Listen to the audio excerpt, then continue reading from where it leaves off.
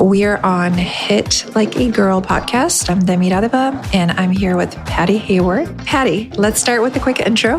Can you tell us about your background and your role in healthcare? First of all, thanks for having me. I love Hit Like a Girl. It's a great podcast. A little bit about my background. I've been in healthcare IT for 25 years. I've worked for companies like McKesson, Aetna, a lot of population health work that I've done over the years, a lot of helping folks, automate manual process, particularly focused on sort of the payer and provider world. I actually started my life as a scientist, so tell us about that. Yes, I have a master's degree in conservation biology, so I did a lot of work with fire ecology. Funny enough, the LA fires are always really interesting to think about. But yeah, I started my world there and then really, made my way over into healthcare around solving problems. I've always taken that perspective of how can we really look through and get to the core aspect of things, and then what are the variables we need to constrain, and how can we work through different aspects with executive teams and things like that. So that's kind of how I ended up over in the healthcare space and, have a lot of passion for change.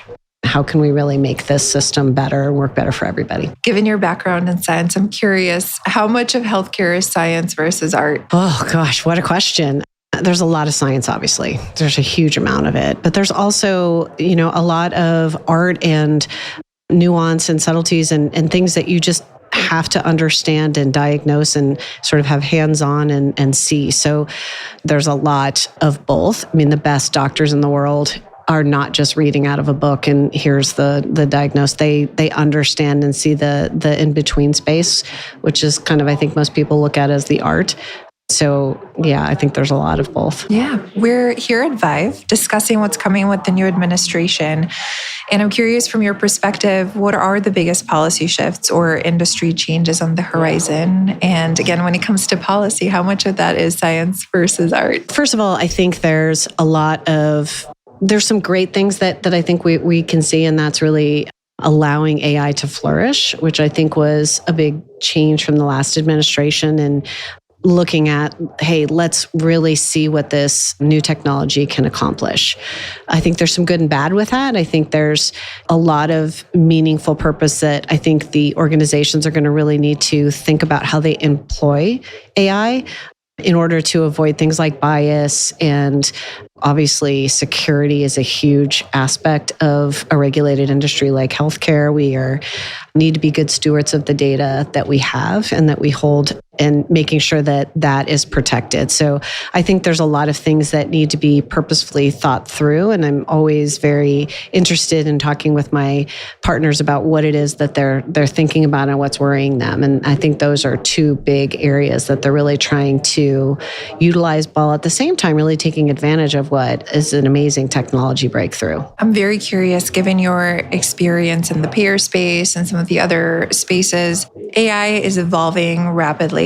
And I'm curious, what are the most important applications of AI in those spaces that you're tracking? I tend to spend a lot of time, obviously, with patient, member, consumer experience. So I'll talk about those areas because I'm not as up to speed on sort of AI is everywhere. You just walk around the show floor, and if you don't hit AI in the first 2 minutes, I think you get a penalty.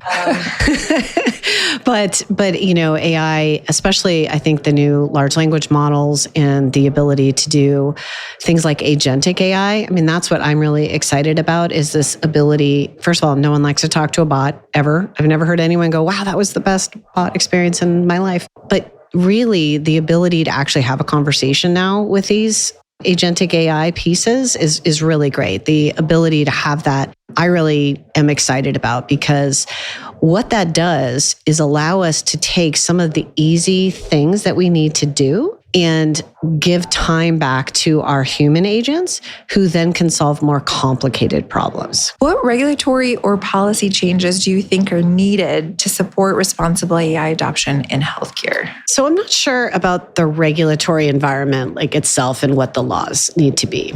As I said before, I think it's really important to think about adoption and bit of self-regulation. I am always big on, we have to allow for innovation as well as protect. So the two areas, like I said previously, which are bias. With any sort of programming, the person that's programming it obviously is going to pour themselves into what they think is the right thing. Non-intentions, we need to be aware of potential biases. And then security is obviously a huge thing. And really knowing that you're interacting with generative AI, and I think is important to know. So knowledge, being able to just say, look, hey, this bot is powered by that sort of thing. So people understand and have choices about how they interact with these different health systems or with a payer or a life sciences company, a pharma company. Just understanding how your data is being used, I feel, is a really important aspect of all of that. So, as we start to think about regulation, I know, we're all sort of waiting to see where the federal government goes with all of this, if they do. But I do believe the states will start to have some regulation as well. There's already regulation in place in many states. So I'm sure that we're going to see, depending on where you're doing business, different aspects of that come in. I think the first and foremost has to be security, right? I think that's going to be the big thing is how do we keep the data safe that we're interacting with, and so that it doesn't get broadcast out. There's just, along with all of our great ingenious innovation that's happening in industry, you're going to see a huge amount of innovation on the dark side. It's so much easier to develop these bots, and it's so much easier to develop, the bad actors to develop this as well. It's no longer the guy in the hoodie in the basement who's super genius at coding. Unfortunately, you're going to unleash these tools on bad actors across the spectrum. So I'm hearing I would like to double click on two of the spaces. So there's implications on the folks that are creating these applications. And I'm curious, is it about education? Is it training of how they can remove their bias from things? What are the ways in which we can create better tools?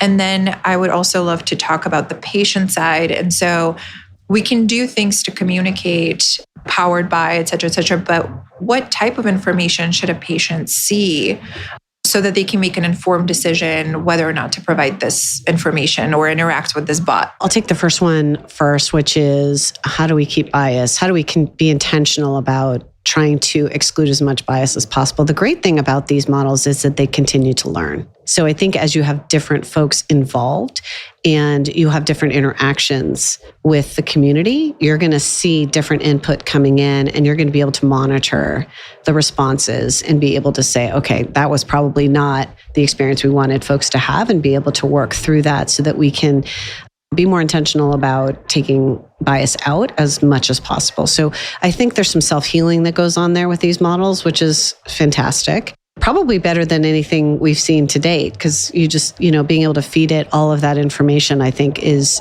great. As we think about consent, I think, similar to what we've done with a lot of things, is allow people to sort of have check boxes of okay, hey, look, your data is being used XYZ, opt in, opt out. You guys can decide if you want to be a part of, how these things work. I think people tend to self-regulate anyway. If a bot comes in and you start talking to it, a lot of times people just hang up or they, yell agent 4,000 times into the phone, and then get to a human. And I think those are all important, is to make sure that we're supporting folks regardless. I know for me, I tend to try to interact with as many bots as I can these days, which is weird. But I like to understand how folks are evolving and what they're doing and how they're programming things a little bit more differently, so that I can see what we should be doing. If there's anything really innovative out there. You just had a call with Delta. I love their experience. I always have. I think that, they're probably one of the best. When you call them, they know who you are. They know that you're calling because you have a flight that's that day, and hey, is there an impact to that flight? Let me help you reschedule. And you never have to talk to a person, which I really appreciate. Sometimes, we're busy people, you're doing a lot of things, and you can't always answer the phone when someone calls you back. So I like the self-service aspect of things when possible. I am very cognizant that healthcare is highly complex. And so I'm a big advocate of how do we take time back for our human agents so that they can do the things that are more complicated with our patients and our families, so that they can be guided. I don't really want the ask answer thing anymore. I want us to be able to be proactive, to guide people along their journeys, to help them do the things that they should to stay healthy. And as a benefit to the health systems, that allows them to meet their goals and objectives financially, right? With these value-based care models. So I think that a lot of this technology that's come out recently is going to really help, if employed correctly, to do a lot of those things. I think we're not trying to solve world peace and have everything automated. I think that's a mistake as well. So I think it's really important that we're intentional on what we're trying to accomplish and how we roll this stuff out and where we go next. You mentioned bots as one of the innovations. Mm-hmm. I'm curious though, what the differences are between different age groups or even for women. I mean, are there things that we as women should be aware of or paying attention, or are there certain technologies you've seen that are rooted in AI that are really helpful for women specifically? A couple of things. One is our Medicare population is becoming more and more tech savvy as we age into Medicare, right? So I think folks like my dad's age, 84, 85, they're going to be less technology tolerant, and you're going to want to curate a different experience for folks that are a little older. And also just, being able to see all the numbers and do all the things gets more challenging as you get older. But those that are just aging into Medicare, these are the guys that invented the smartphone. This myth that seniors don't like technology is not accurate any longer. But again, as you get older, I think there's more need for human interaction.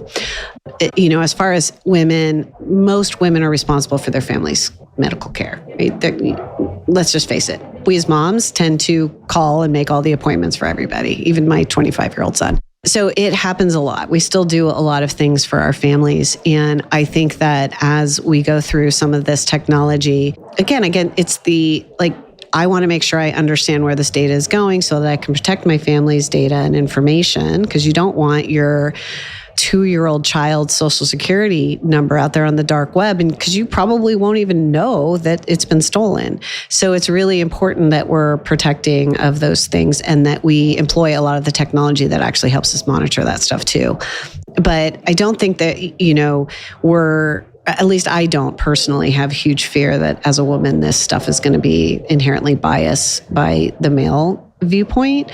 But that's probably because I'm in tech and I see it, and I'm not feeling that. But I think as you get into some of the other sort of cultural feeling, like if you're in a healthcare desert, if you're out there in the inner cities, and those populations receive technology really differently. That's a really important thing to think through, depending on who your target audience is and where your patients sit. People have very different viewpoints of technology at that point. As an innovator, that's critical. Yes. I'm curious, as a policymaker, how should I think about this? What are some things, what would it be if you have one message to policymakers, what would that be? As we think about the different populations, I think that it would be great to try to have some empathy for what some of these folks are going through. I'm not sure we're going to get that from this administration, but I do think it's important. And I hope that we start to look at it in a way that's beneficial, both to them and to bringing people up and allowing them to flourish, I think is really important. And that we can I think it's going to end up being less of a policy and more of we have to be intentional as the caregivers in those areas. I really think that it's going to come down to the folks that are serving those patients and families. They're going to have to be the good stewards. I don't think it's going to be legislated. Yeah. And we as women, how to step up and get educated and apply all the things that we're learning. Yeah. Patty, this has been amazing. I'm curious, where can our audience find and follow your work? LinkedIn is a big area. A lot of this stuff goes on there and links to it. So follow me on LinkedIn. Would love to have you involved in the conversation. Thanks, Patty. Thanks for listening. You can learn more about us or this guest by going to our website or visiting us on any of the socials with the handle HitLikeAGirlPod. Thanks again. See you soon. Again, thank you so much for listening to the Hit Like a Girl podcast. I am truly grateful for you, and I'm wondering if you could do me a quick favor. Would you be willing to follow or subscribe to this podcast, or maybe leave us a rating or review? Or if you're feeling extra generous, would you share this episode on your Instagram stories or with a friend? All those things help us podcasters out so much. I'm the show's host, Joy Rios, and I'll see you next time.